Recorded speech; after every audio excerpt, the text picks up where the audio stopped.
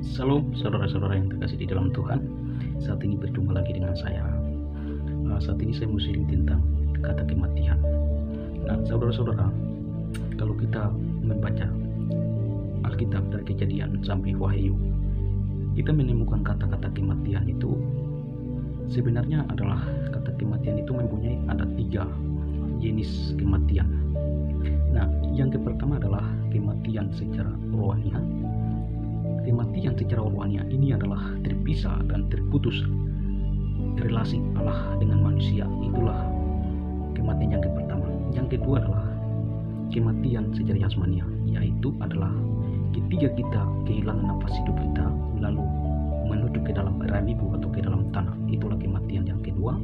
Yang ketiga adalah kematian yang kekekalan, yaitu adalah di suatu saat Yesus datang kedua kalinya. Itu setiap orang yang tidak beriman dan percaya pada Dia, semua orang akan mengalami kematian yang kekal yang ketiga ini. Jadi kematian itu di dalam Alkitab itu ada 3 jenis kematian. Nah, di dalam Kejadian pasal 2 ayat 17 itu pada waktu Allah menciptakan manusia pertama Adam dan Hawa, lalu menempatkan mereka di Taman Eden, dan Allah menaruh suatu perintah bahwa setiap pohon yang ada di taman ini boleh engkau memakannya, tetapi pohon pengetahuan yang baik dan yang jahat ini janganlah engkau memakannya, sebab pada hari engkau memakannya pastilah engkau mati. Jadi Allah berfirman bahwa pastilah engkau mati. Di sana itu adalah kematian yang pertama, yaitu kematian secara rohania. Nah, artinya bahwa sudah mati relasi Allah dengan manusia, itu sudah mati. Nah, dan dari ayat itu juga Paulus mengatakan bahwa di dalam Efesus pasal 2 ayat 1 di sana bilang begini, kamu dahulu sudah mati karena pelanggaran-pelanggaranmu dan dosa-dosamu. Jadi Adam dan Hawa ini mereka mengalami kematian secara rohania. Mengapa kita mengartikan bahwa Adam dan Hawa mengalami kematian secara rohania? Karena pada waktu mereka berbuat dosa, seketika itu juga mereka tidak mati secara fisik. Adam saja dia berumur 930 tahun lalu dia mati, itu secara fisik.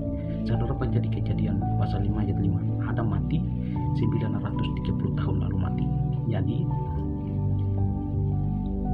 di Kejadian 3 itu Adam dan Hawa mengalami kematian secara rohania. Maka perikop di atas Kejadian 3 itu adalah manusia jatuh dalam dosa. Nah, justru kematian, justru rohania kita yang sudah mati inilah Yesus membawa kehidupan, supaya barang siapa yang percaya dan beriman pada Yesus itu, dialah bisa menghidupkan kembali dari rohania yang sudah mati secara total itu. Maka Yesus berkata di dalam Yohanes pasal 10 ayat 10 di sana bilang bahwa aku datang supaya mereka mempunyai hidup.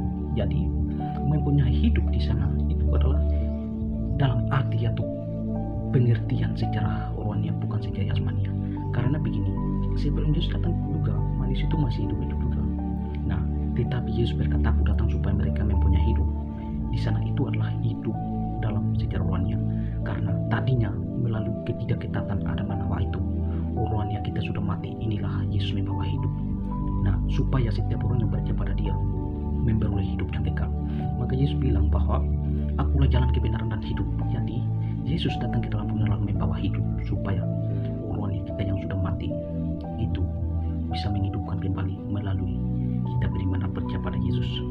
Oleh karena itulah, kalau saudara masih bernapas, masih hidup, kesempatan itu digunakan untuk percayalah dan beriman pada Yesus dengan sungguh-sungguh, dan bahkan menerima Yesus Kristus dalam kehidupan Anda, supaya rohani saudara sudah mati itu bisa menghidupkan kembali melalui Kristus, dan melalui Anda menghadirkan Kristus dalam hati saudara.